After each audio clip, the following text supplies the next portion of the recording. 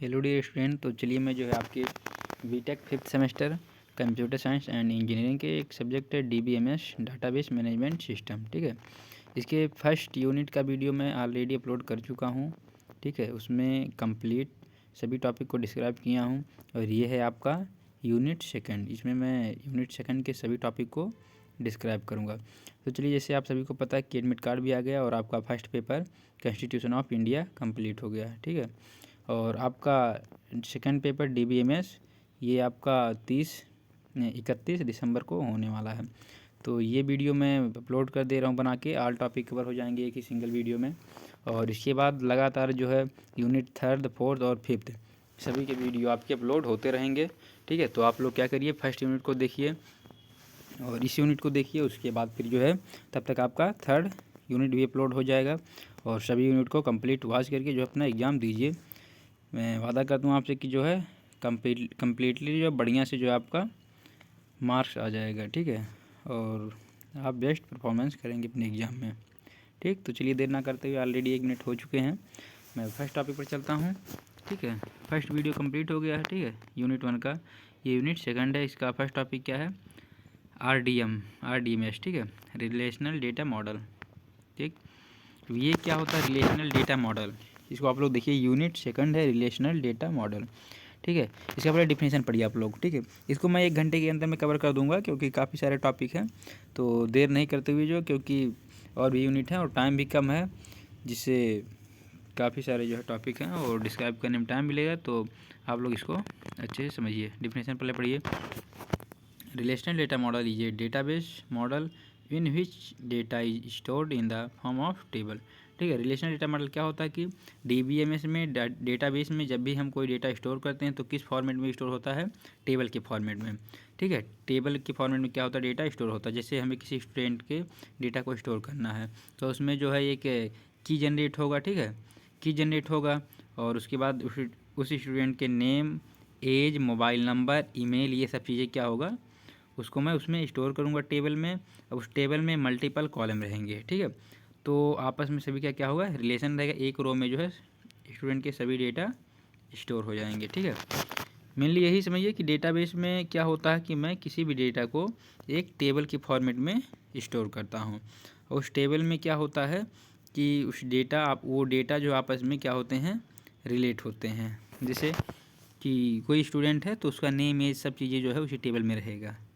ठीक है, देखिए क्या है, ईच टेबल कंसिस्ट ऑफ रो मतलब टपल्स एंड कॉलम एट्रीब्यूट। ठीक है, सभी टेबल क्या होते हैं? रो एंड कॉलम की कंबाइनेशन से बने होते हैं। अब रो क्या होता है? जो भी आपका हॉरिजॉन्टल होता है। ठीक है, ये आपका रो है और ये आपका रो है और ये आपका कॉलम है।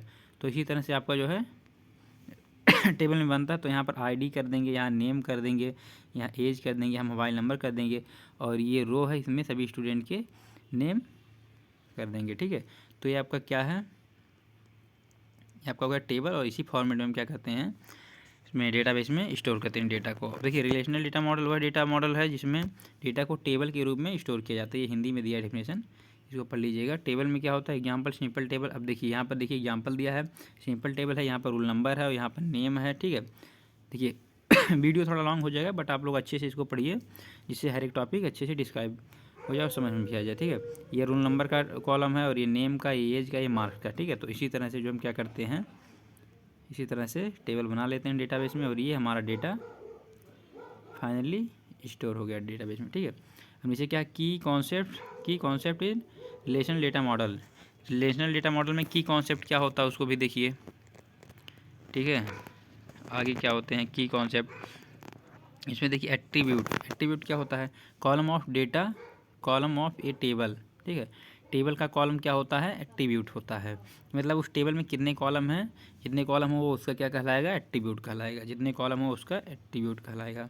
नेक्स्ट क्या है, जैसे देखिए इसमें दिया है रोल नंबर, एज, नेम और एज, ये सब क्या हैं? इसके एट्रीब्यूट हैं। और उसके बाद सेकंड क्या है? टपल। टपल क्या होता है? रो इन टेबल। ठीक है, कॉलम को एट्रीब्यूट कहते हैं और रो को क्या कहते हैं? टपल कहते हैं। टेबल की एक रो, ठीक है, क्या कहलाती है? टपल। टेबल की एक रो, जैसे एग्जांपल में 101 अमित 20 और 85। 101 उसका जो है रूल नंबर है, अमित उसका नेम है, 20 उसका एज है और 85 उसका मार्क है। ठीक है, तो ये क्या कहलाएगा, एक टपल है इसका टेबल की। ठीक, ये इसका टपल है और जो कॉलम है वो क्या कहलाएंगे, एट्रीब्यूट। और थर्ड क्या है, डोमेन। डोमेन क्या होता है, allowed value for an attributes. ठीक है, क्या करता है, एक मान को तय करता है कि कहाँ से लेकर कहाँ तक इसके वैल्यू रहेंगे। जैसे कोई एज है तो 0 से लेकर 100 तक रहेगा। ये तो है नहीं कि 200-250 रहेगा, 300। और ये तो है नहीं कि माइनस में रहेगा। ये 0 से लेकर 100 तक कुछ ना कुछ तो जरूर रहेगा। यदि एज का ऑप्शन में आप कुछ क्लिक कर रहे हैं तो ऐसा तो है ना कि -1 करेंगे या -2। इसमें ज़रूर ना कुछ डेटा रहेगा। स्टूडेंट का कुछ ना कुछ एज रहेगा, या 2 साल, 4 साल, 5 साल, 10 साल, 20 साल, 25 साल जो भी रहेगा उसका एज ही रहेगा। और क्या है, degree of number. Number degree है। ठीक है, number of attributes in a relation. Table में कॉलम की संख्या। ठीक है, डिग्री क्या होता है, टेबल में कॉलम की संख्या को क्या कहते हैं, डिग्री। ठीक है, कॉलम को क्या कहते हैं, एट्रीब्यूट। और कॉलम की संख्या को क्या कहते हैं, डिग्री। की मतलब कितने कॉलम हैं, जितने कॉलम रहेंगे उतने डिग्री रहेंगे। देखिए यहाँ पर दिया है, student table has 4 columns, degree क्या है, 4 डिग्री। अब ये क्या है, कार्डिनलिटी। ठीक है, कार्डिनलिटी ये क्या होता है, number of tuples in relation. ठीक है, टपल की संख्या को क्या कहते हैं, कार्डिनलिटी। ठीक, कॉलम की संख्या को ऑर्डर, ये डिग्री कहते हैं, और कॉलम की संख्या को डिग्री कहते हैं, और रो की संख्या को क्या कहते हैं, टेबल में रो की संख्या को क्या कहते हैं, कार्डिनलिटी। ठीक, अच्छे समझिए, ये सब की पॉइंट्स हैं, ये सब एग्जाम में लिखेंगे तो बढ़िया जो है मार्क्स आएगा आपका। और टॉपिक सेकंड क्या है, इंटीग्रिटी कांस्टेंट्स। ये देखिए बहुत इंपॉर्टेंट टॉपिक है ये। इससे रिलेटेड मान के चलिए आपके सेकंड चैप्टर में सभी इसी के रिलेटेड हैं। Topic 2 integrity constant. देखिए क्या होता है, integrity constants are rules that are applied on data in a database to ensure accuracy, consistency and reliability of data. ठीक है, इससे क्या होता है, देखिए परिभाषा हिंदी में भी दिया है। इंटीग्रिटी कांस्टेंट वे नियम होते हैं जो डेटाबेस के डेटा पर लगाए जाते हैं। ठीक है, ताकि डेटा सही, कंसिस्टेंटी और रिलायबल बना रहे। ठीक है, इसका मतलब ये है कि ये कैसे रूल होते हैं जो डेटाबेस के डेटाबेस में लगाए जाते हैं, जिससे क्या होता है, हमारा डेटा अच्छे से मैनेज रहता है और उसमें डुप्लीकेट डेटा नहीं रहते हैं, मतलब हो पाते हैं, इंसर्ट नहीं हो पाते हैं। ठीक है, और मतलब किस प्रकार से ऐसा रूल रहता है कि सभी प्रकार से डेटा उसमें मैनेज रहें।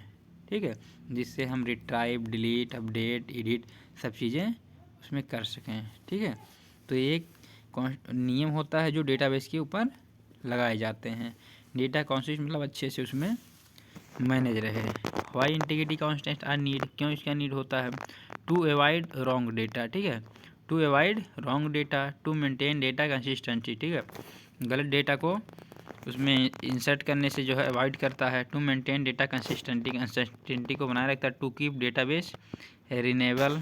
ठीक है, एक सेकंड, थर्ड में इसमें है, टू कीप डेटाबेस रिलायबल। ठीक है, गलत डेटा को रोकने के लिए। ठीक है, डेटा में कंसिस्टेंसी बनाए के रखने के लिए। ठीक है, डेटा बेस को ट्रस्टवर्थली बनाने के लिए। ठीक है, ट्रस्टवर्थली मतलब सत्यता बनाने के लिए डेटाबेस को। ठीक है, तो इन सब के लिए जो है इंटीग्रिटी का यूज होता है। अब टाइप्स ऑफ इंटीग्रिटी कांस्टेंट्स। अब इंटीग्रिटी कांस्टेंट्स क्या हैं, ठीक है, मतलब ये तो बता दिए क्या हैं, अब ये कितने टाइप के होते हैं। ठीक, इंटीग्रिटी कांस्टेंट ये सब क्या, ये एक रूल होता है जो कि डेटाबेस पर अप्लाई होता है। क्यों, क्योंकि डेटा किसी जो है गलत डेटा को इंसर्ट ना कर पाए। ठीक है, और डेटा में कंसिस्टेंसी बना रहे। ठीक है, और उसकी सत्यता भी बना रहे, इसके लिए हम इंटीग्रिटी कांस्टेंट्स का यूज करते हैं। अब types of integrity constants. Integrity constant मतलब इसके जितने टाइप हैं सबके अलग अलग कुछ ना कुछ रूल हैं। रूल तो मेन है उसका जो कंसिस्टेंसी बनाए के लिए, मैनेज करने के लिए, बट किस टाइप में क्या होता है, किस टाइप में क्या होता है, थोड़ा थोड़ा रूल उसके मतलब वर्किंग प्रक्रिया जो है थोड़ा थोड़ा डिफरेंस है सभी में। फर्स्ट क्या है, integrity constant, differential integrity constant, domain constant, की कांस्टेंट। ठीक है, तो ये टाइप्स हैं। बाकी चलिए मैं सभी टाइप को एक एक करके डिफाइन करता हूँ। फर्स्ट क्या है, इंटीग्रिटी कांस्टेंट। ये क्या होता है, देखिए, primary key can not be null and must be unique. ठीक है, क्या होता है, टेबल में जो प्राइमरी की होती है वो नल नहीं होना चाहिए, ठीक है। प्राइमरी की जो टेबल में होती है वो नल नहीं होना चाहिए। जैसे देखिए ये रूल नंबर है और नेम है, ठीक। तो जो रूल नंबर होता है वो नल नहीं होना चाहिए। किसी स्टूडेंट का यदि रूल नंबर नल है तो कैसे पता चलेगा कि उसका क्या है, कुछ नहीं, उसका कुछ पता ही नहीं चलेगा, क्योंकि हर एक काम रूल नंबर से ही होता है, नेम से तो नहीं होता। क्योंकि अमित नाम का लड़का है तो और भी मतलब अमित नाम के काफ़ी सारे लड़के होते हैं, तो जिसकी वजह से हम इसे यूनिक नहीं कह पाएंगे, ठीक है। तो इसमें जो है प्राइमरी की नल नहीं होता है इंटीग्रिटी में, ठीक है। प्राइमरी की नल नहीं हो सकता और वह यूनिक होनी चाहिए, कुछ ना कुछ उसके रूल नंबर होने चाहिए, यूनिक होता है रूल नंबर, ठीक है। अलाउ नहीं, क्योंकि रूल नंबर प्राइमरी की है, ठीक है, रूल नंबर प्राइमरी की है। रियल लाइफ एग्जाम्पल में देखिए स्टूडेंट का रूल नंबर खाली नहीं हो सकता है, ठीक है। आप एग्ज़ाम देने जा रहे हैं, वहाँ पर रूल नंबर ही ना लिखें, केवल अपना नेम लिखें, तो देखिए आपका रिजल्ट नहीं आएगा, ठीक है। देखिए आप एग्ज़ाम जाने मतलब जाएंगे देने, तो वहाँ पर आप अपना रोल नंबर मत लिखिए, केवल नेम लिखिए, तो देखिए आपका रिजल्ट नहीं आएगा, क्योंकि वह यूनिक है रोल नंबर, आपके नेम से काफ़ी सारे स्टूडेंट हैं, ठीक है। तो ये सब प्रक्रिया होता है इसमें। ये होता है इंटीग्रिटी कांस्टेंट, ठीक। सेकंड क्या है, रेफरेंशियल इंटीग्रिटी कांस्टेंट। ये क्या होता है, फॉरेन की must match the primary key of another table, ठीक है। इसमें क्या होता है, फॉरेन की मैच होना चाहिए प्राइमरी की से, ठीक है। फॉरेन की मैच होना चाहिए प्राइमरी की से एक दूसरे टेबल में, ठीक है। एक दूसरे टेबल में फॉरेन की मैच होना चाहिए प्राइमरी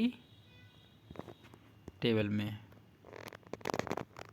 अगला क्या है, फोर्थ देखिए इसमें दिया है, फॉरेन की का वैल्यू दूसरी टेबल की प्राइमरी की से मैच होना चाहिए। मतलब फॉरेन की का वैल्यू जो होता है दूसरे टेबल की प्राइमरी की से मैच होना चाहिए। यहाँ पर देखिए जो है स्टूडेंट टेबल है, ठीक, यहाँ पर रूल नंबर है, तो स्टूडेंट टेबल में रूल नंबर और मार्क्स टेबल में रूल नंबर सेम होना चाहिए, ठीक। जैसे कोई स्टूडेंट है तो स्टूडेंट का जो रूल नंबर है और उसी हिसाब उसके रूल नंबर के हिसाब से जो उसके मार्क्स डिफाइन होंगे, ठीक है। जैसे जो आपके रूल नंबर हैं तो आपका जो मार्क्स टेबल आएगा उसी में जो है कि इस रूल नंबर के लड़के का इतना मार्क्स, क्योंकि जब भी आप अपना रिजल्ट चेक करते हैं तो अपना नेम तो लिखते नहीं हैं, वहाँ पर अपना रूल नंबर डालते हैं और फिर DOB डालते हैं, तभी जो है आपका रिजल्ट आता है। तो इसलिए जो है ये क्या होता है, यूनिक होता है। इसमें एक टेबल से दूसरे टेबल के फर्स्ट फॉरेन की दूसरे टेबल के प्राइमरी की से मैच होना चाहिए, ठीक है, ये होता है।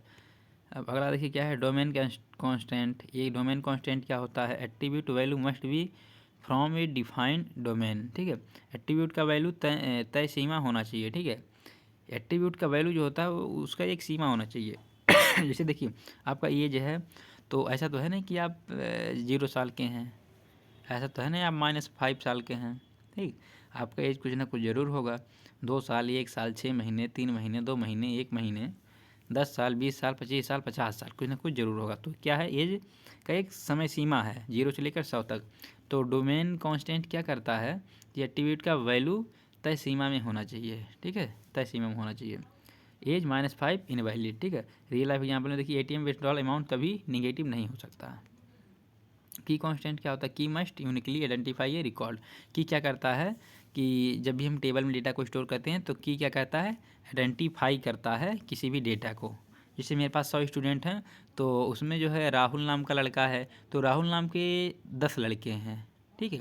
राहुल नाम के 10 लड़के हैं, उनके फादर्स का नेम भी सेम हो सकता है। तो जिसके लिए हम क्या करते हैं, एक रूल नंबर आइडेंटिफाई करते हैं, वो क्या होता है, प्राइमरी की, ठीक है। एक रूल नंबर होता है, वो क्या होता है, हमारा यूनिक होता है की, यानी कि हर एक स्टूडेंट का अलग अलग रूल नंबर रहेगा। किसी का 0.2, किसी का रहेगा 0.1, किसी का 0.2, या फिर मतलब इसी तरह से सबका अलग अलग रहेगा, ठीक है। तो ये हमारा क्या कहलाता है, की कांस्टेंट। की must uniquely identify A record. की क्या करता है, किसी रिकॉर्ड को आइडेंटिफाई करता है। हिंदी में देखिए कि किसी रिकॉर्ड को यूनिकली पहचानती है, जैसे rule number uniquely identify student, ठीक है। रूल नंबर क्या करता है, स्टूडेंट को आइडेंटिफाई करता है। अगला क्या है, फॉरेन की। फॉरेन की क्या होता है, ये foreign key is an attributes और सेट ऑफ एट्रीब्यूट। एक एट्रीब्यूट होता है या एट्रीब्यूट का सेट होता है in one table that refers to the primary key of another table, ठीक है। एक टेबल के ई one table that refers to the primary key of another table. मतलब क्या करता है, फॉरेन की क्या करता है, एक टेबल के प्राइमरी की को दूसरे टेबल से मैच करता है कि वह क्या सही है या गलत। ठीक है, तो यहाँ पर देखिए it is use to create a relationship between two tables. ये क्या करता है, ये it is use to create a relation, ये क्या करता है, रिलेशन क्रिएट करता है दो टेबल के बीच, दो टेबल के बीच ये क्या करता है, रिलेशन क्रिएट करता है। हिंदी में देखिए फॉरेन की वह की होती है जो एक टेबल में होती है और दूसरे टेबल की प्राइमरी की को रिफ़र करती है। ठीक है, इसका उपयोग दो टेबल के बीच रिलेशन बनाने के लिए करते हैं। जैसे आपके देखिए foreign key is needed, foreign की क्यों ज़रूरी है, टू कनेक्ट टू टेबल, दो टेबल को कनेक्ट करने के लिए, to maintain referential integrity, referential integrity को बनाए रखने के लिए, to avoid invalid data, invalid data को अवॉइड करने के लिए। हिंदी में देखिए दो टेबल को जोड़ने के लिए, डेटा कंसिस्टेंसी बनाए रखने के लिए, गलत एंट्री रोकने के लिए। ठीक है, अब सिंपल एग्जांपल में देखिए डेटाबेस टेबल में क्या है, आपका स्टूडेंट टेबल बना है। ठीक है, स्टूडेंट टेबल बना है, इसमें रोल नंबर है और नेम है। रोल नंबर आपका 101 और नेम अमित है, 102 और रवि है। ठीक है, अब मार्क्स टेबल यहाँ पर हैं, तो इसमें क्या है, हम अमित का नेम मार्क्स तो डिफाइन करेंगे नहीं और रवि का नेम और मार्क डिफाइन करेंगे नहीं। क्यों, क्योंकि इनके हम रोल नंबर को यूनिकली आइडेंटिफाई किए हैं। ठीक है, तो इनका जो है रोल नंबर होता है, तो इनके रोल नंबर के हिसाब से हम इनके मार्क्स को तय करेंगे, क्योंकि जब भी हम अपना रिजल्ट चेक करते हैं तो उसमें अपना रोल नंबर डालते हैं, नेम नहीं डालते हैं। ठीक है, तो क्या होता है, हम किसी भी चीज़ को आइडेंटिफाई किससे करते हैं, उसके रोल नंबर से, जो क्या होता है हमारा यूनिक होता है, जिसे हम प्राइमरी की कहते हैं। ठीक है, तो देखिए यहाँ पर मार्क टेबल में क्या है, यहाँ पर रोल नंबर 101। अब हम कैसे बता पाएंगे कि 101 स्टूडेंट का 85 नंबर है, फिर हम क्या करेंगे, जाएंगे स्टूडेंट टेबल में, देखेंगे किसका रोल नंबर 101 है, 101 किसका है, अमित का है। तो अमित कितना मार्क लाया है, 85। ठीक है, अमित कितना मार्क लाया है, 85। फिर हम देखेंगे 102 किसका है, फिर यहाँ चेक करेंगे 102 रवि का है, फिर क्या करेंगे, रवि 90 नंबर लाया है। ठीक है, तो इस तरह से मैं क्या करूँगा कि जो है फॉरेन की ये होता है हमारा, एक टेबल से दूसरे टेबल में रिलेशन बनाता है। ठीक है, तो चलिए अगले टॉपिक पर चलते हैं। अगला क्या है हमारा टॉपिक 4, असर्शन क्या होता है। An assertion is a condition और rule that must always be true in the database. ठीक है, ये क्या करता है, ये एक रूल होता है जो क्या करता है कि देखिए it is use to maintain database integrity at a higher level. ठीक है, असर्शन एक ऐसा नियम होता है ठीक है, जो डेटाबेस में हमेशा सही रहना चाहिए।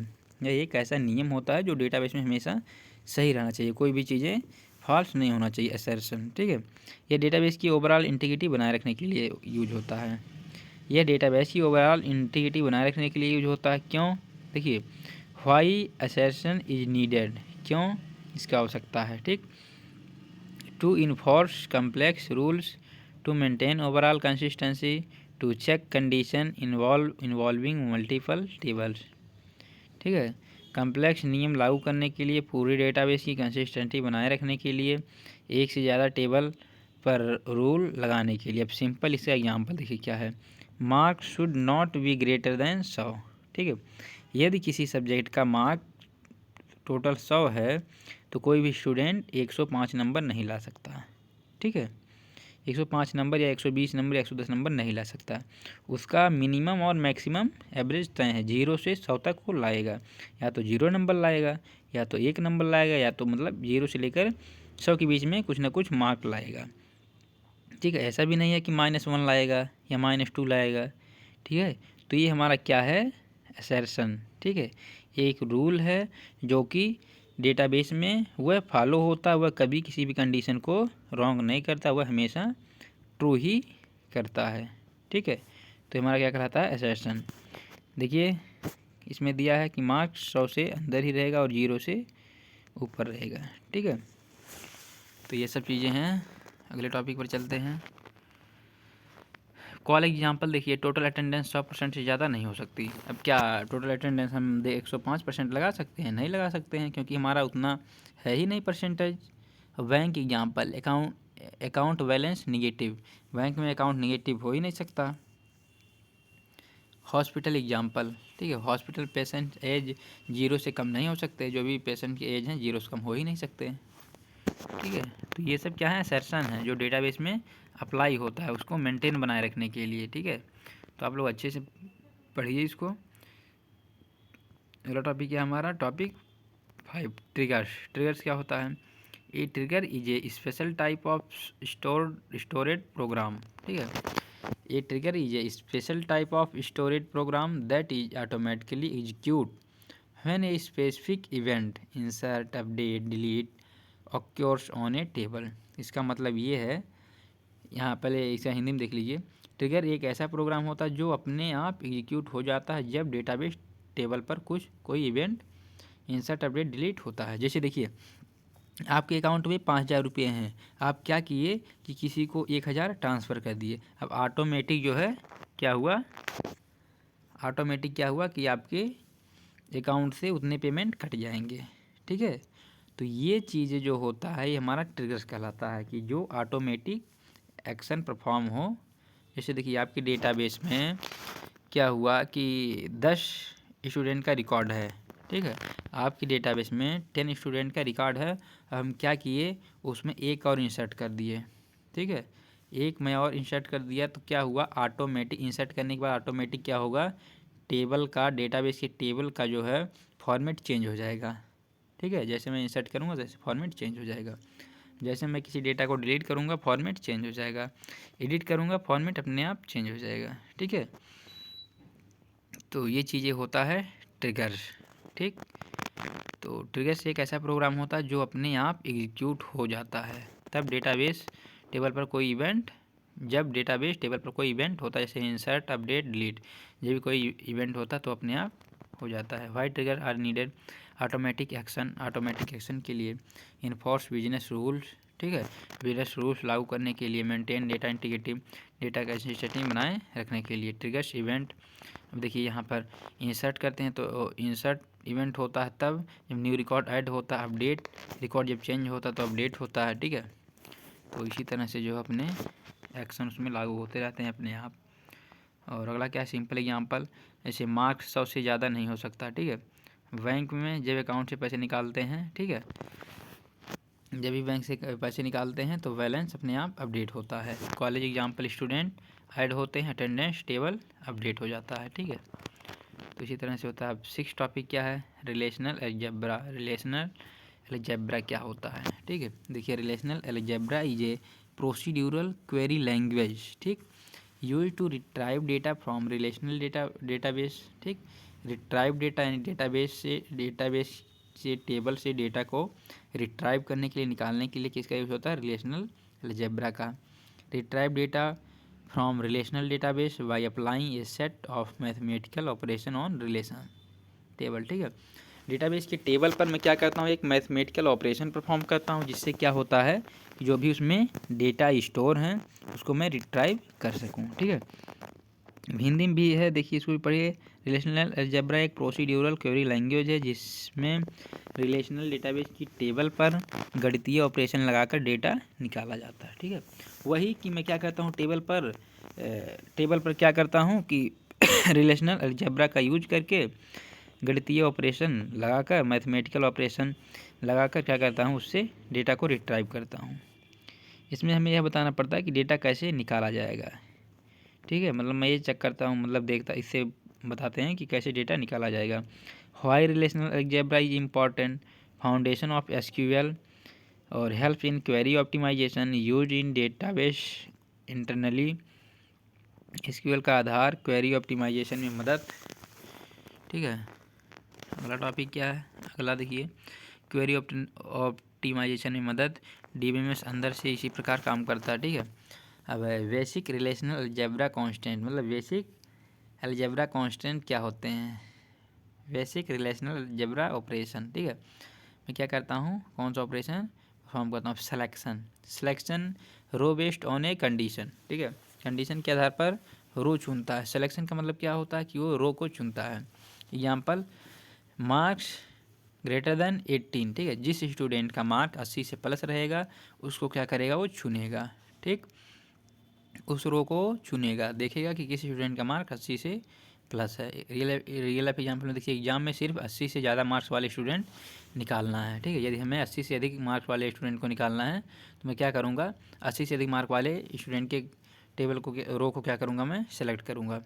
दूसरा क्या है, projection, select specific column from a table, ठीक है। एक टेबल के किसी स्पेसिफिक कॉलम को चुनना। प्रोजेक्शन मतलब टेबल के किसी एक स्पेसिफिक कॉलम को चुनना, टेबल के कुछ खास कॉलम चुनता है। एग्जाम्पल पाई मतलब नेम मार्क्स। एग्जाम्पल में नेम और मार्क्स क्या करना है कि हमें एक टेबल है उसमें से केवल नेम और मार्क्स को चुनना है, दिखाना है स्टूडेंट की। ठीक है, रियल लाइफ एग्जाम्पल में देखिए रिजल्ट शीट में सिर्फ नेम और मार्क्स दिखाना। ठीक है, रिजल्ट शीट में क्या होगा, स्टूडेंट का नेम दिखेगा और उसके मार्क दिखेंगे। यह है प्रोजेक्शन, यह है ऑपरेशन जो डेटाबेस में अप्लाई होता है। क्या करने के लिए, रिट्राइव करने के लिए। ठीक है, अभी यूनियन क्या होता है, combined tuple of two relational. ठीक है, combined tuples of two relational, no duplicates. दो टेबल्स के रिकॉर्ड को जोड़ता है, डुप्लीकेट नहीं होते। मतलब जो दो टेबल के रिकॉर्ड को क्या करेगा, जोड़ेगा। ठीक है, जो उसमें से सेम रहेंगे उसको हटा देगा। ऐसे दो टेबल हैं उसमें से उन सभी के रिकॉर्ड को जोड़ेगा और जो उसमें डुप्लीकेट रहेगा मतलब एक ही तरह का दो डेटा रहेगा तो उसको क्या करेगा, एक को हटा देगा, एक ही रखेगा। ठीक है, ये होता है हमारा यूनियन। ठीक है, ये हमारा होता है यूनियन। दो टेबल के रिकॉर्ड को जोड़ता है, डुप्लीकेट नहीं होते हैं। Example A union B, class A और वी क्लास ए और क्लास बी के स्टूडेंट की कंबाइन लिस्ट। ठीक है, क्लास ए और बी के स्टूडेंट का कंबाइन लिस्ट क्या कहलाता है, यूनियन। अब इंटरसेक्शन क्या होता है, returns common tuples from two relations. दो टेबल के कॉमन रिकॉर्ड देता है। अब ये क्या करता है, दो टेबल के कॉमन रिकॉर्ड देता है। अब फर्स्ट टेबल के डेटा और सेकंड टेबल के डेटा में कौन कौन से डेटा ऐसे हैं कि जो आपस में मिल रहे हैं। ठीक है, जो मिल रहे हैं, जो कॉमन है, उसको क्या करता है, यहाँ पर रिजल्ट में फाइंड करता है। इंटरसेक्शन मतलब ये होता है कि दो टेबल के बीच में जो डेटा आपस में मिलते जुलते हैं उसको क्या करता है, फाइंड करता है। और यूनियन का मतलब ये होता है कि दो टेबल के बीच में जितने भी डेटा आपस में मिलते जुलते हैं उसको क्या करता है, डिलीट कर देता है। उसमें से केवल एक ही डेटा को रखेगा, बाकी जो डुप्लीकेट रहेंगे उसको डिलीट कर देगा। ठीक, तो ये यूनियन और इंटरसेक्शन का फ़र्क है। तो ये ऑपरेशन होता है डेटाबेस में। अगला चलिए देखिए क्या होता है, अगला टॉपिक क्या है। चलिए रियल लाइफ एग्जाम्पल में देखिए स्टूडेंट जिन्होंने मैथ और साइंस दोनों चुनी है। ठीक है, स्टूडेंट जिन्होंने मैथ और साइंस दोनों चुनी है। अब सेट डिफरेंस क्या होता है, ये भी ऑपरेशन होता है। Returns tuples present in one relation but not in another. पहली टेबल के रिकॉर्ड जो दूसरी में नहीं हो। सेट डिफरेंस मतलब ये होता है कि पहले टेबल का रिकॉर्ड जो दूसरे में नहीं है। अगला हमारा टॉपिक क्या है, topic 7 relational calculus. Relational calculus क्या होता है, देखिए relational calculus is an non procedural query language used in database. Relational calculus क्या होता है, is an non procedural query language used in database.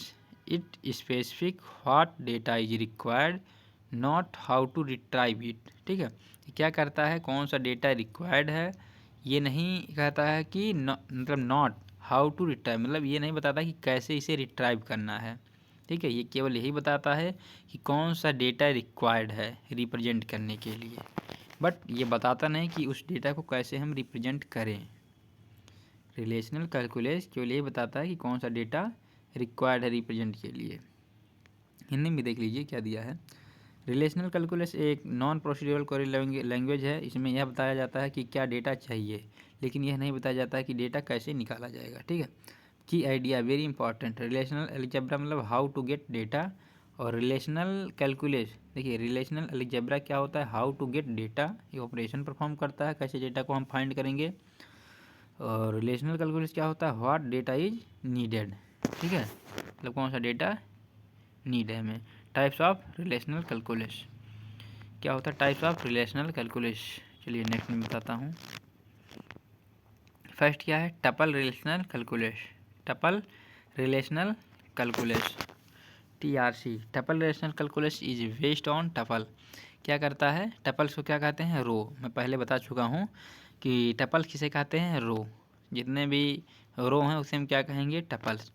Query are written using tuple variable. Queries are written using tuple variable. Query को कैसे लिखते हैं, row का use करके।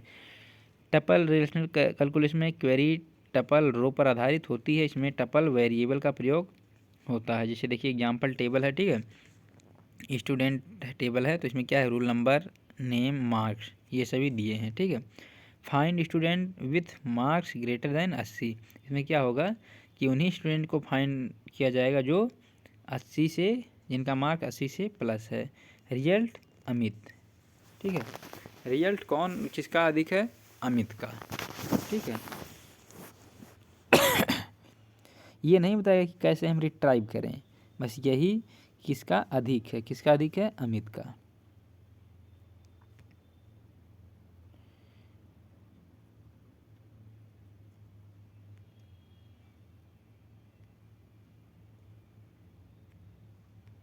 मतलब क्या है, देखिए डोमेन रिलेशनल कैलकुलेशन क्या होता है, डोमेन रिलेशनल कैलकुलेशन ये based on domains value instead of tuple, ठीक है। इसमें क्या होता है कि टपल का यूज नहीं होता, इसमें डोमेन्स वैल्यू का यूज होता है instead of tuple. Domain relational calculation में क्वेरी वैल्यू डोमेन्स पर आधारित होती है, ना कि पूरे टपल्स पर। क्या करता है ये, क्वेरी वैल्यूज़ पर आधारित होती है, ना कि पूरे टपल में। Find names of student who second more than 80 mark, ठीक है, 80 मार्क के बाद जो सेकंड है वो फाइंड करेगा, ठीक है। Domain relational calculation. रिजल्ट में देखिए रिजल्ट शीट, मुझे सिर्फ नेम चाहिए, पूरी रो नहीं, ठीक है। में क्या होता है, सिर्फ नेम चाहिए होता है डोमेन रिलेशनल कैलकुलेशन में, ठीक है। डोमेन, इसका हिंदी डिफिनेशन देख लीजिए। डोमेन रिलेशनल कैलकुलेशन में क्वेरी वैल्यू डोमेन्स पर आधारित होती है, ना कि पूरे टपल्स पर। अगला क्या है, देखिए DBMS यूनिट 2 का पार्ट 2, ठीक है। देखिए जो फर्स्ट था वो कंप्लीट हो गया, अभी आपका है DBMS यूनिट 2 का ही पार्ट सेकंड है, इंट्रोडक्शन टू SQL, ठीक है। अब SQL इसमें देखिए क्या क्या दिया है। SQL क्या होता है, डेटाबेस में SQL क्या होता है, देखिए SQL is a standard language use to store, retrieve, modify and manage data in relational database. ये क्या होता है, रिलेशनल डेटाबेस में किसी भी डेटा को हम कैसे इंसर्ट करते हैं, रिट्राइव करते हैं, मॉडिफाई करते हैं, मैनेज करते हैं, ठीक है। ये एक स्ट्रक्चर क्वेरी लैंग्वेज है जिसका यूज इसलिए करते हैं कि डेटाबेस में हम कैसे डेटा को store, retrieve, manage and delete, update, ये सब करने के लिए डेटाबेस में हम करते हैं, ठीक है। जैसे मैं आपसे किसी से बात कर रहा हूँ तो हिंदी लैंग्वेज का यूज कर रहा हूँ, तो उसी प्रकार से डेटाबेस से बात करने के लिए, डेटाबेस को एक्सेस करने के लिए हम किसका यूज करते हैं, डेटाबेस लैंग्वेज का। डेटाबेस लैंग्वेज हमारा क्या है, SQL स्ट्रक्चर क्वेरी लैंग्वेज, ठीक है। इसका भी यूज हम करते हैं डेटाबेस को एक्सेस करने के लिए, तो इसमें ये सब प्रक्रिया होता है। हिंदी में देखिए SQL एक स्टैंडर्ड लैंग्वेज है जिसका उपयोग डेटाबेस में डेटा डालने, निकालने, बदलने और मैनेज करने के लिए किया जाता है। रियल लाइफ एग्जांपल, जैसे हम इंसान से भाषा में बात करते हैं, वैसे ही डेटाबेस से SQL में बात करते हैं। और करेक्टरिस्टिक क्या है इसके, characteristic of SQL simple and easy, ये सिंपल एंड ईजी होता है। नॉन प्रोसीड्यूरल लैंग्वेज, ये नॉन प्रोसीड्यूरल लैंग्वेज होता है। इंग्लिश लाइक कमांड्स, इससे जो भी कमांड्स हैं सब इंग्लिश में दिए रहते हैं। वर्क्स ऑन रिलेशनल डेटाबेस, ये रिलेशनल डेटाबेस पर वर्क करता है, ठीक है। रिलेशनल डेटाबेस का मतलब ये है कि जो टेबल के फॉर्मेट में स्टोर होता है, ठीक। अब एडवांटेजेस ऑफ SQL, ये क्या होता है, फास्ट डेटा एक्सेस फास्ट होता है, सिक्योर होता है, हैंडल्स लार्ज डेटा, ये हैंडल मतलब बड़े डेटा को ये हैंडल करता है। स्टैंडर्ड लैंग्वेज, ये बहुत मतलब स्टैंडर्ड होता है, ठीक है। SQL डेटा टाइप, अब अगला आ गया डेटा टाइप। SQL में क्या होता है, देखिए आप लोग बीटेक कर रहे हैं तो इतना तो पता होगा कि SQL का डेटा टाइप क्या है, ठीक है, इतना तो पता होगा, लेकिन मैं बता दे रहा हूँ कि डेटा टाइप रिप्रेजेंट करता है, जैसे हम डेटाबेस में डेटा को हम स्टोर करते हैं, ठीक है, तो जो हमारा रूल नंबर है इसको हम किस में, अंकों में ही तो करेंगे, रिप्रेजेंट करेंगे, और जो हमारा नेम है उसको हम करैक्टर में करेंगे। तो ये जो डेटा टाइप होता है ये रिप्रेजेंट करता है कि हम किस टाइप के वैल्यू को इंसर्ट कर रहे हैं, नंबर टाइप का है या करैक्टर टाइप का है या बुलियन टाइप का है। तो डेटाबेस हमारा ये रिप्रेजेंट करता है कि डेटाबेस में मैं किस टाइप का वैल्यू स्टोर कर रहा हूँ, ठीक। आ गया समझ में ना। तो चलिए मैं बताता हूँ, इसका आगे जो है दिया है, ठीक है। ये 13 नंबर पे देखिए दिया है, फटाफट समझिए। वीडियो बहुत लॉन्ग हो चुका है। कॉमन डेटा टाइप, ठीक है, ये डेटा टाइप है डेटाबेस के, ठीक है। देखिए यहाँ पर दिया है, ये क्या दिया है, मीनिंग और डेटा टाइप। ये इंट है, इसका मतलब हम डेटाबेस में इंटीजर वैल्यू को, इंटीजर नंबर को क्या करेंगे, इंसर्ट करेंगे। वेर कर है, इसमें क्या होगा, हम किस वैल्यू को इंसर्ट करेंगे, टेक्स्ट, जैसे नेम हो गया, ग्राम नेम हो गया, और मिडिल नेम हो गया, ठीक है, फादर्स नेम हो गया, मदर्स नेम हो गया, ये सब चीज़ें हो गए। और करेक्टर मतलब फिक्स टेक्स्ट हो गया, करेक्टर फ्लोट डेसिमल में हो गया, परसेंटेज मतलब पॉइंट में, और डेट मतलब डेट टाइम इसमें होता है, इंसर्ट करते हैं, ठीक है। एग्जांपल कोड, कॉपी कोड, ठीक है। एसक्यूएल में नेम देखिए यहाँ पर दिया है, नेम को वेर कर 20 करेक्टर, ठीक है। ये क्या होता है कि वेर कर हम अधिकतर 20 करेक्टर तक लिख सकते हैं, इससे अधिक नहीं, ठीक है। तो चलिए आपका अगला क्या है, 14 नंबर पर देखिए, रियल लाइफ एग्जाम्पल, जैसे रजिस्टर में नया कॉलम जोड़ना, ठीक। सेकंड 13 में देखिए ये हो गया आपका, ठीक है। अब अगला क्या है, टाइप्स ऑफ एसक्यूएल कमांड, ठीक है। एसक्यूएल में कमांड क्या होता है, कमांड का यूज हम तब करते हैं कि डेटाबेस में डेटा को, कमांड का यूज हम तब करते हैं डेटाबेस में डेटा को इंसर्ट करने के लिए, अपडेट करने के लिए, डिलीट करने के लिए, टाइप करने के लिए हम क्या करते हैं, डेटाबेस में कमांड का यूज करते हैं, ठीक है। तो types of SQL command, command बहुत सारे हैं, create, alter, drop, truncate, insert, update, delete, select etc, ठीक है। तो एसक्यूएल के बहुत सारे कमांड हैं, उनका यूज अलग अलग होता है। क्रिएट, क्रिएट का यूज कब होता है, क्रिएट टेबल स्टूडेंट, ठीक है। जब भी हम डेटाबेस में कुछ भी डेटाबेस क्रिएट करते हैं या नेम मतलब कोई टेबल क्रिएट करते हैं तो किसका यूज होता है, क्रिएट का, ठीक है, क्रिएट कमांड का यूज होता है। रियल लाइफ एग्जाम्पल में देखिए, नए रजिस्टर बनाना, ठीक है। अब अल्टर क्या होता है, alter table student added age int, ठीक है। इसमें क्या होता है, रजिस्टर में नया कॉलम जोड़ना। अल्टर का मतलब ये होता है, मैं कोई भी टेबल बनाया डेटाबेस में, अब उसमें से एक टेबल मार्क का टेबल नहीं बना है तो लास्ट में मैं क्या करूँगा, अल्टर करके एक कॉलम और ऐड कर दूंगा, ठीक है। तो ये हमारा होता है अल्टर कमांड। अब अगला क्या है, ड्रॉप कमांड क्या होता है, ड्रॉप टेबल स्टूडेंट, मतलब एक डेटाबेस में बहुत सारे टेबल बने हैं तो उसमें से किसी टेबल एक को हमें क्या करना है, ड्रॉप करना है, डिलीट करना है, तो उसके लिए हम क्या, किस कमांड का यूज करेंगे, ड्रॉप का। देखिए हमारे डेटाबेस में देखिए ये दिया है ड्रॉप टेबल, हमारे डेटाबेस में 5-6 टेबल हैं, तो मैं क्या करूँगा कि मैं उसमें से एक टेबल को डिलीट करना, तो मैं क्या करूँगा, उस टेबल को ड्रॉप कर दूँगा। तो ड्रॉप का यहाँ पर देखिए, रजिस्टर को हमेशा के लिए फेंक देना, मतलब उस टेबल को हमेशा के लिए डिलीट कर देना। और टर्निकेटेड, टर्निकेटेड का मतलब क्या होता है, टर्निकेट टेबल स्टूडेंट, ठीक है। रजिस्टर खाली करना पर रजिस्टर रखना है, ठीक है।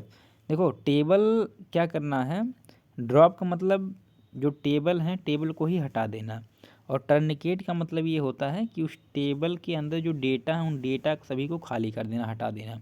टेबल को रखना है बट उसके अंदर डेटा को सभी को मिटा देना, ये होता है टर्निकेट कमांड। और ड्रॉप कमांड का मतलब टेबल को ही हटा देना। तो ये सभी हमारे क्या हैं, कमांड। डिलीट का यूज करेंगे डिलीट करने के लिए, अपडेट का यूज करेंगे अपडेट करने के लिए, ये सब क्या है, कमांड है। तो उन सब का आप यूज कर सकते हैं। अगला क्या है, SQL operators and their procedure, ये क्या होता है, SQL operators and their procedure. अब what are SQL operators, SQL operator क्या होता है, देखिए एसक्यूएल ऑपरेटर आर सिंबल और keywords use in SQL query to perform operation on data such as comparison, calculation and logical checks, ठीक है। SQL operators का use हम करते हैं डेटाबेस में, क्यों, क्योंकि एक डेटा से दूसरे डेटा को आपस में चेक करने के लिए, कंपेरिजन करने के लिए, ठीक है, कैलकुलेट करने के लिए, लॉजिकल चीज़ें जो है उसमें लगाने के लिए, लॉजिक लगाने के लिए, ठीक है, कि कौन सा डेटा किससे किस प्रकार जो है कंपेरिजन में है, ठीक है। हिंदी में देखिए, एसक्यूएल ऑपरेटर वे सिंबल या कीवर्ड्स होते हैं जिनका उपयोग एसक्यूएल क्वेरी में डेटा पर ऑपरेशन करने के लिए किया जाता है, ठीक है। तो ऑपरेशन करने के लिए किया जाता है किसका यूज, ऑपरेटर्स का, ठीक।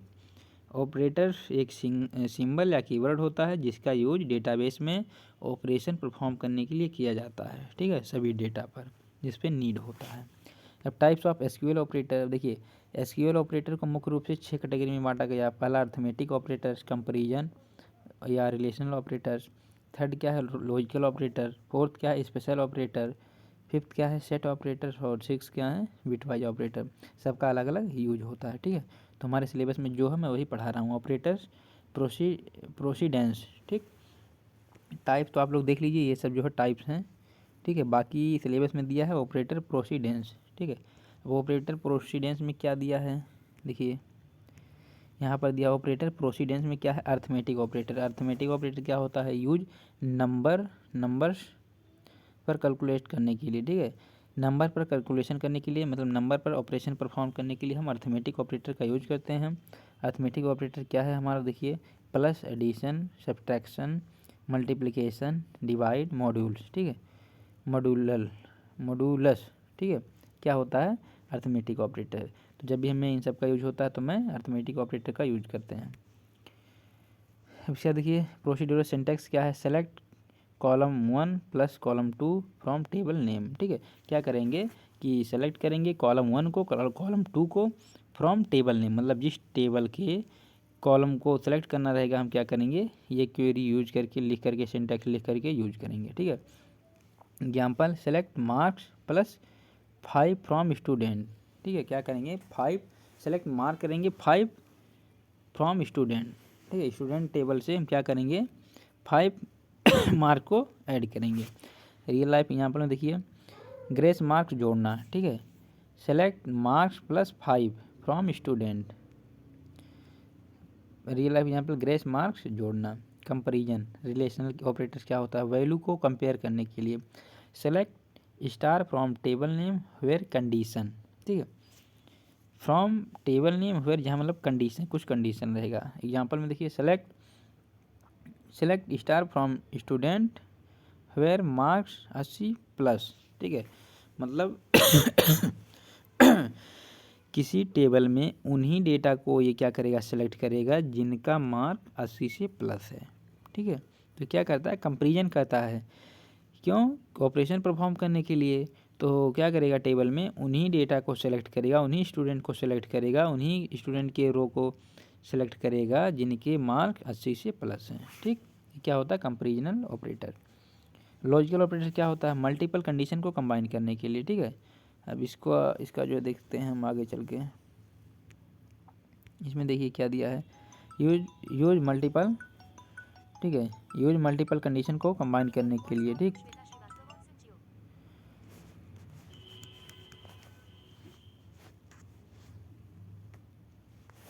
ठीक है, तो इसमें देखिए यहाँ पर दिया है मल्टीपल कंडीशन को ही दिया है कंबाइन करने के लिए। जैसे देखिए यहाँ पर आपका select star from table name where condition 1 and condition 2, ठीक है। कंडीशन 1 एंड कंडीशन 2 दिया रहेगा। Select star from student where marks 70 and age 22 plus, ठीक है। मतलब जिसका मार्क 70 से अधिक है और जिसका एज 22 से अधिक है उसको क्या करेगा, सेलेक्ट करेगा। मतलब ये होता है कंडीशन, इसमें एक से अधिक कंडीशन लगाता है, ठीक है। एक से अधिक कंडीशन लगाता है, ये क्या होता है, logical operation.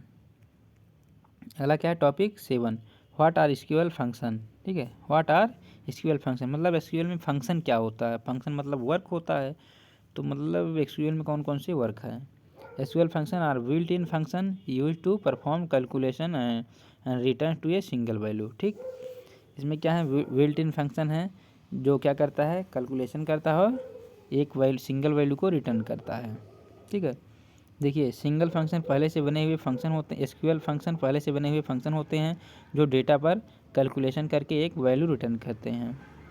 Types of SQL function, SQL function दो प्रकार के होते हैं, एग्रीगेट फंक्शन और स्केलर फंक्शन, ठीक है।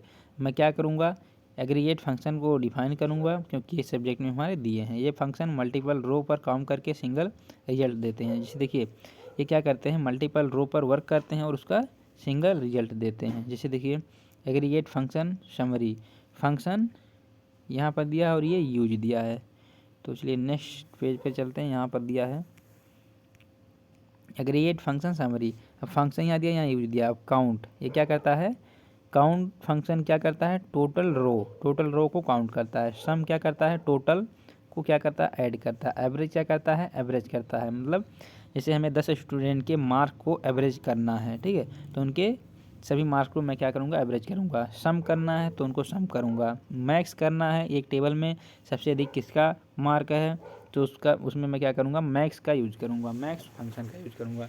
ठीक है, सबसे कम किसका मार्क है तो उसके लिए मैं क्या करूँगा कि मिन फंक्शन का यूज करूँगा। अब रियल लाइफ एग्जाम्पल देखिए क्या है, जिससे रिजल्ट में टोटल स्टूडेंट काउंट करूँगा, एवरेज मार्क एवरेज काउंट करूँगा, टॉपर्स मार्क जो टॉपर्स है उसका मार्क को उसके मार्क को मैं काउंट करूँगा। ठीक है, तो ये सब चीज़ें हैं। और टॉपिक 8 क्या है, एसक्यूएल ज्वाइन। एसक्यूएल ज्वाइन क्या होता है, ठीक है, देखिए एसक्यूएल ज्वाइन क्या होता है। SQL join is use to combine data from 2 और more tables based on common column. ठीक, हिंदी में देखिए एसक्यूएल ज्वाइन का उपयोग दो या उससे ज़्यादा टेबल की डेटा को जोड़ने के लिए किया जाता है जो किसी कॉमन कॉलम पर आधारित होते हैं। मतलब रियल लाइफ एग्जांपल में देखिए स्टूडेंट की पर्सनल डिटेल्स अलग टेबल में और मार्क्स अलग टेबल में। देखिए 2 टेबल है, एक में स्टूडेंट की पूरी डिटेल्स है और एक टेबल में स्टूडेंट की केवल मार्क है। तो मार्क्स वाले टेबल में क्या होगा, स्टूडेंट के एक यूनिक आईडी रहेंगे, रोल नंबर और उसके मार्क्स रहेंगे। ठीक है, बाकी उसके जो पर्सनल डिटेल्स हैं वो अलग टेबल में हैं। तो ये क्या होता है, दोनों आपस में कंबाइन होते हैं। एसक्यूएल ज्वाइन का उपयोग 2 या उससे ज़्यादा टेबल्स की डेटा को जोड़ने के लिए किया जाता है जो किसी कॉमन कॉलम पर आधारित होता है। कॉमन कॉलम मतलब जो देखिए स्टूडेंट के डिटेल्स वाले टेबल में भी उसके रूल नंबर रहेंगे और उसके मार्क्स वाले में उसके रूल नंबर रहेंगे। तो जो कॉलम मतलब कॉमन है वो क्या करेगा, आपस में ज्वाइन होगा। Example student table, next page पे चलिए, यहाँ पर मैं दिखाता हूँ। देखिए रूल नंबर और नेम, तो फर्स्ट क्या है अमित, सेकंड क्या है रवि, थर्ड क्या है नेहा। ठीक है, ये रूल नंबर है डिटेल्स टेबल। और मार्क्स टेबल क्या है, rule number 1 80 marks, rule number 2 75 marks. तो 1 का मतलब अमित का 80 मार्क है और 2 मतलब रवि का 75 मार्क। ठीक है, तो एक common column rule number, common column कौन सा है, रूल नंबर। तो उन टेबल को मैं क्या करूँगा, आपस में ज्वाइन करूँगा। ठीक है, जो 2 टेबल की डेटा आपस में क्या करेंगे, कॉलम क्या रहेंगे, आपस में कॉमन रहेंगे। तो इसमें कॉमन कौन कौन से, रूल नंबर, इसमें मार्क टेबल में भी कॉमन है और इसमें स्टूडेंट डिटेल्स में भी कॉमन है। ठीक है, types of SQL join. SQL join में कितने टाइप के होते हैं, मतलब types of SQL join. SQL join कितने टाइप के होते हैं। फर्स्ट इनर ज्वाइन, इसका मतलब क्या होता है, returns only matching record from both table. सिर्फ वही रिकॉर्ड दिखाता है जो दोनों टेबल्स में मैच करते हैं। ठीक है, इनर ज्वाइन का मतलब ये होता है कि वही रिकॉर्ड्स इसमें वही डेटा दिखाता है जो दोनों टेबल में मैच करते हैं, जो कॉमन रहते हैं। जैसे आउटपुट में अमित 80 मार्क्स, रवि 75 मार्क्स। ठीक है, अब रियल लाइफ में देखिए जिन स्टूडेंट के मार्क्स अवेलेबल हैं, ठीक है, इन्हीं के मार्क्स को दिखाएगा, जिन स्टूडेंट के मार्क्स अवेलेबल हैं। अब लेफ्ट ज्वाइन का मतलब क्या होता है, left outer join, returns all record from left table and matching records from right table.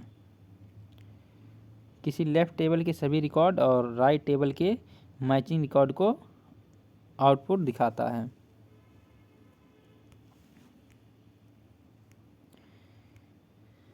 देखिए इसमें क्या होता है, output Amit 80 marks, Ravi 75 marks, Neha, ठीक है, ये भी दिखाया बट इसके राइट नल हैं। ठीक है, ये नल क्यों हैं, क्योंकि देखिए नल इसलिए हैं क्योंकि यहाँ पर 18 नंबर में, यहाँ पर देखिए 18 नंबर में मार्क जो टेबल है, यहाँ पर केवल 2 ही रोल नंबर का मार्क आया है। क्यों, क्योंकि नेहा का है ही नहीं, इसलिए उसमें नल दिखा रहा है।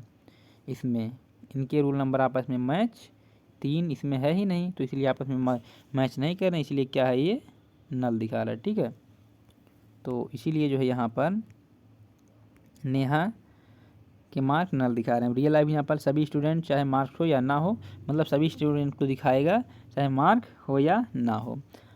अब राइट ज्वाइन क्या होगा, returns all record from right table and matching from left table. ठीक है, क्या करेगा, रिटर्न्स ऑल रिकॉर्ड, सभी रिकॉर्ड को रिप्रेजेंट करेगा, रिटर्न करेगा। राइट टेबल के सभी रिकॉर्ड और लेफ्ट टेबल के मैचिंग रिकॉर्ड दिखाता है। रियल लाइफ यहाँ पर सिर्फ मार्क्स वाले स्टूडेंट चाहे डिटेल्स हो या ना हो, ठीक है, मतलब सिर्फ मार्क्स वाले स्टूडेंट को दिखाएगा कि जिनके मार्क्स हैं उन्हीं को दिखाएगा। Full join returns all record from both table, ठीक है, दोनों टेबल को रिप्रेजेंट करेगा, ठीक, दोनों टेबल के सभी रिकॉर्ड दिखाता है, मैच हो या ना हो, आपस में मैच हो या ना हो दोनों को रिप्रेजेंट करेगा। रियल लाइफ में देखिए complete student plus marks report, जितने स्टूडेंट हैं सभी के स्टूडेंट के नेम और मार्क्स रिपोर्ट। टॉपिक 9 में देखिए क्या है, सब क्वेरी। सब क्वेरी क्या होता है, ये सब query is a query inside another query, ठीक है, मतलब एक बड़ा क्वेरी है, ठीक है, उसके अंदर जो क्वेरी हैं, ठीक है, उसको क्या कहते हैं, सब क्वेरी। देखिए the inner query exist first and it's result is used by the outer query, ठीक है। हिंदी में देखिए सब क्वेरी वह क्वेरी होती है जो किसी दूसरे क्वेरी के अंदर लिखी होती है। सब क्वेरी वह क्वेरी होती है, ठीक है, जो किसी दूसरे क्वेरी के अंदर लिखी होती है। जैसे मेरे पास मैं एक क्वेरी लिखा हूँ, अब उसके अंदर बहुत सारे क्वेरी लिखा रहूँगा तो उसके अंदर जो मैं क्वेरी लिखा हूँ वो क्या कहलाएगा, उस मेन क्वेरी का एक सब क्वेरी है। जैसे देखिए यहाँ पर मैं दिखाऊंगा इसे, ये देखिए सब क्वेरी वह क्वेरी होती है जो किसी दूसरी क्वेरी के अंदर लिखी जाती है। पहले इनर क्वेरी चलती है, फिर आउटर क्वेरी उसका रिजल्ट यूज करती है, ठीक है। तो पहले एक मेन होता है, ठीक, आउटर क्वेरी, फिर उसके अंदर क्या होता है, इनर क्वेरी। तो इनर क्वेरी को क्या कहते हैं, sub query. Why sub query is needed, to get data that depends on another query, ठीक है, डेटा को प्राप्त करने के लिए जो एक दूसरे क्वेरी पर डिपेंड होते हैं। जब एक क्वेरी का रिजल्ट दूसरी क्वेरी पर डिपेंड करता है, ठीक है। रियल लाइफ एग्जाम्पल में देखिए क्लास का एवरेज मार्क्स, ठीक, क्लास का एवरेज मार्क्स निकाल कर उससे ज़्यादा मार्क्स वाले स्टूडेंट निकालना, ठीक है। क्या करूँगा मैं, क्लास का एवरेज मार्क्स क्या है, ठीक, ये मैं पहले देख लूँगा, फिर उसके बाद उस एवरेज मार्क्स से जितने अधिक रहेंगे उनको मैं क्या करूँगा, सेलेक्ट करूँगा, निकालूँगा, ठीक है। मान के ये चलिए कि 100% में से मैं 50% से अधिक वालों को निकालूँगा, ठीक। देखिए स्टूडेंट टेबल दिए हैं, इसमें क्या होगा, Amit 80 marks, Ravi 60 marks, Neha 90 marks, Pooja 70 marks. इन सभी के मार्क्स को क्या करूँगा, ऐड कर लूँगा, ऐड करके जो है एवरेज निकालूँगा। अब एवरेज के बाद जिसके डेटा अधिक रहेंगे क्या होंगे, वही सेलेक्ट होंगे, ठीक है। इसमें मान के चलिए देखिए 80 और 60 90 ये हैं, 8 6 14 और 14 9 23 7 30, ठीक है, ये टोटल इतने हैं, ठीक है। अब इसमें जो है एवरेज निकालेंगे 4, तो फिर लगभग आपके 75 मार्क्स आएंगे, ठीक है, 75 मार्क्स आएंगे। तो जिसका 75 से प्लस रहेगा उसको मैं क्या करूँगा, सेलेक्ट करूँगा। तो 80 इसका है और 90, तो अमित और नेहा को मैं क्या करूँगा, सेलेक्ट करूँगा, ठीक है। अमित और नेहा को क्या करूँगा, मैं सेलेक्ट करूँगा।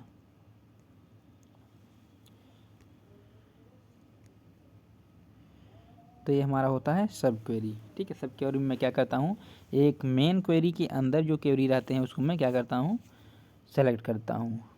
अब इसमें से देखिए एक टोटल है, अब इसमें मैं क्या किया, सब क्वेरी को सेलेक्ट किया, किसको, अमित को और नेहा को, एवरेज से जो प्लस हैं, ठीक है। तो अब चलिए अगला क्या है हमारा, व्यू।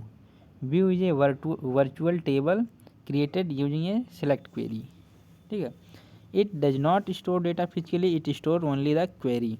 देखिए क्या करता है, डेटा को फिजिकली स्टोर नहीं करता, ये केवल क्वेरी को स्टोर करता है। व्यू क्या होता है, यह डेटा को स्टोर नहीं करता है, केवल क्वेरी को स्टोर करता है। जैसे व्यू एक इमेजिनरी वर्चुअल टेबल होती है जो सेलेक्ट क्वेरी से बनती है, ठीक है। इसके आगे एग्जाम्पल भी हैं, सब देखें, इसमें दिए हैं। Why view is used, to simplify complex query, to provide security, to show limited data, ठीक है। हिंदी में क्या, कॉम्प्लेक्स क्वेरी को आसान बनाने के लिए, डेटा को सिक्योर रखने के लिए, लिमिटेड डेटा दिखाने के लिए, ठीक है, लिमिटेड डेटा दिखाने के लिए। अब रियल लाइफ एग्जाम्पल में देखिए, टीचर्स को सिर्फ मार्क्स दिखाना है, पर्सनल डिटेल्स नहीं, ठीक है। तो इसके लिए क्या होगा कि टीचर को सिर्फ मार्क्स दिखाना, पर्सनल डिटेल्स नहीं। तो इसके लिए हम किसका यूज करेंगे, व्यू का यूज करेंगे, ठीक है, जो डेटा को उसके क्वेरी को दिखाता है और डिटेल्स को नहीं। एग्जाम्पल टेबल स्टूडेंट, ठीक है, ये देखिए टेबल स्टूडेंट का है। अब यहाँ रोल नंबर 1 2 3 है, नेम अमित रवि नेहा है, department CS IT CS, marks 85 70 90 हैं, ठीक है। तो इसमें हमें क्या करना है, टीचर को सिर्फ मार्क्स दिखाना है, पर्सनल डिटेल्स नहीं। तो इसमें क्या होगा, केवल मार्क्स दिखेगा, पर्सनल डिटेल्स नहीं दिखेगा, सभी मार्क्स दिखेगा और बाकी ये सब डिटेल्स नहीं दिखेगा, ठीक है। ये होता है व्यू। और अगला आपका देखिए इंडेक्स क्या होता है, speed booster of database. An index is a database object use to speed up data retrieval from a table. मतलब किसी टेबल से डेटा को रिट्राइव करने के लिए इंडेक्स का यूज करते हैं। इंडेक्स का मतलब ये है कि देखिए आपका जब एक बुक होता है तो बुक में एक इंडेक्स रहता है, ठीक। बुक में एक इंडेक्स पेज रहता है जिसमें बताता है कि कितने चैप्टर हैं उस बुक में, टोटल कितने चैप्टर हैं और कौन सा चैप्टर कितने पेज नंबर से स्टार्ट है, ठीक है। तो इंडेक्स आपका यही होता है, बताता है कि आपका कितने जो है टोटल टेबल हैं, मतलब टेबल में कितने डेटा हैं और कौन सा डेटा कहाँ पर है, ये सब का जो इन्फॉर्मेशन रखा रहता है इंडेक्स, ठीक है। हिंदी में देखिए क्या है, इंडेक्स एक डेटाबेस ऑब्जेक्ट है जो टेबल से डेटा जल्दी खोजने में मदद करता है। जल्दी खोजने का मतलब ये है, जैसे आपके पास एक बुक है, आप इंडेक्स पर देख लिए कि चैप्टर नंबर 5 इतने पेज नंबर से स्टार्ट है, तो आप क्या करेंगे, फटाक से चले जाएंगे उस पेज पर और वहाँ से जो है देख लेंगे। और यदि आप एक एक टेबल को जो एक एक पेज को पलटेंगे तो आपको टाइम लगेगा। अगर आप एक एक मतलब पेज को पलट पलट कर देखेंगे कि मतलब ये चैप्टर कहाँ से स्टार्ट हो रहा, तो आपको टाइम लगेगा। तो इसलिए डेटा को स्पीड में जो है बूस्टर ऑफ डेटाबेस को अधिक तेज स्पीड से जो है एक्सेस करने के लिए इंडेक्स का यूज करते हैं, ठीक है। Why index is needed, without index database perform full table scan which is slow, ठीक है। विदाउट इंडेक्स के हम क्या करेंगे कि टेबल में यदि 100 डेटा हैं तो मैं क्या करूँगा, 100 को क्या करूँगा एक एक करके मैं चेक करूँगा। इससे जो है क्या होगा, टाइमिंग ज़्यादा लगेगा। और इंडेक्स रहेगा तो मैं क्या करूँगा, इंडेक्स से पता कर लूँगा कि हमारा ये टेबल ये डेटा हमारा इस टेबल में कहाँ पर है, मैं फटाक से वहाँ चला जाऊँगा, ठीक है। ये होता है इंडेक्स, ठीक। तो चलिए नेक्स्ट टॉपिक पर चलता हूँ। 22 नंबर आपका क्या है, हाउ इंडेक्स वर्क, ठीक। इंडेक्स कॉलम के वैल्यू को शॉर्टेड फॉर्म में रखता है, डाटा का एड्रेस पॉइंटर स्टोर करता है, ठीक है। सर्च फास्ट हो जाता है, यहाँ पर देखिए दिया है किताब का इंडेक्स पेज सीधे टॉपिक पर पहुँच जाते हैं, ठीक है। टॉपिक 12 दिया है कर्सर। अब कर्सर क्या होता है, ये cursor is a database object use to process record on row at a time. Cursor एक डेटाबेस ऑब्जेक्ट है जो रिकॉर्ड को एक एक रो करके प्रोसेस करता है, ठीक है। कर्सर क्या है, एक डेटाबेस ऑब्जेक्ट है जो सभी डेटा को एक एक करके प्रोसेस करता है। कर्सर एक डेटाबेस ऑब्जेक्ट है जो रिकॉर्ड को एक एक रो करके प्रोसेस करता है। व्हाई कर्सर इज नीडेड, ठीक है, normally works on all rows at once but sometimes we need row by row processing, ठीक है। क्या होता है कि हर टाइम टेबल के सभी रो को एक साथ एक्सेस किया जाता है, बट एक ऐसा टाइम आता है जब हमें उस टेबल के सभी रो को एक एक करके जो है एक्सेस करना होता है। तो उस टाइम पर हम किसका यूज करते हैं, कर्सर का, ठीक है। जब हमें टेबल में एक एक रो को यूज करना होता है, ठीक है, एक एक रो को, तो हम किसका यूज करते हैं, कर्सर का। और जब हमें टेबल में सभी डेटा को एक साथ यूज करना एक्सेस करना होता है तो मैं वैसे नॉर्मली कर लेता हूँ, ठीक है, बट कर्सर का यूज करता हूँ एक एक रो को यूज करने के लिए। देखिए एसक्यूएल आमतौर पर सभी रो पर एक साथ काम करता है, लेकिन कुछ सिचुएशन में एक एक रो पर काम करना ज़रूरी होता है। एग्जांपल सैलरी लिस्ट में हर एम्प्लॉय का बोनस अलग अलग कैलकुलेट करना। टॉपिक आपका अगला है topic 13, stored procedure. A store procedure is a pre compiled collection of SQL statement stored in the database which can be executed again and again. Hindi में देखिए क्या है, स्टोरेज प्रोसीजर एसक्यूएल स्टेटमेंट का पहले से बना और डेटाबेस में सेव किया गया प्रोग्राम होता है जिसे बार बार एग्जीक्यूट किया जाता है। मतलब देखिए डेटाबेस में काफ़ी सारे डेटा क्या हैं, स्टोर हैं, और उनको हम क्या करेंगे, एडिट करेंगे, अपडेट करेंगे, डिलीट करेंगे और उसमें इंसर्ट करेंगे। ठीक है, एक टेबल बना है, उसमें हम क्या करेंगे, डेटा को इंसर्ट करेंगे, फिर उसमें से अपडेट एडिट करूँगा, फिर डिलीट करूँगा, फिर उसमें इंसर्ट करूँगा। तो ये हमारा क्या कहलाता है, स्टोर प्रोसीड्यूर। स्टोर प्रोसीड्यूर है ये। ठीक है, डेटा को इंसर्ट करूँगा, डिलीट करूँगा, अपडेट करूँगा, एडिट करूँगा, फिर इंसर्ट करूँगा। ठीक है, तो वही है ये store procedure is a pre compiled collection of SQL statement. तो चलिए ये रहा आपका लास्ट टॉपिक। ठीक है, यूनिट सेकंड का ये। तो चलिए जो आपका ये यूनिट सेकंड कंप्लीट हो गया सभी टॉपिक। ठीक है, तो आप लोग इसको कंप्लीट जो है देखिए इस वीडियो को, और जिससे आपका जो है एग्ज़ाम अच्छे से क्लियर हो। ठीक है, तो ये रहा आपका कंप्लीट यूनिट डिस्क्राइब। ठीक है, तो चलिए बेस्ट ऑफ लक। वीडियो को लाइक करिए, सब्सक्राइब करिए चैनल को, एंड उन सभी दोस्तों के पास शेयर करिए जो भी डेटाबेस के बारे में नॉलेज चाहते हैं। ठीक है, thanks for watching my video.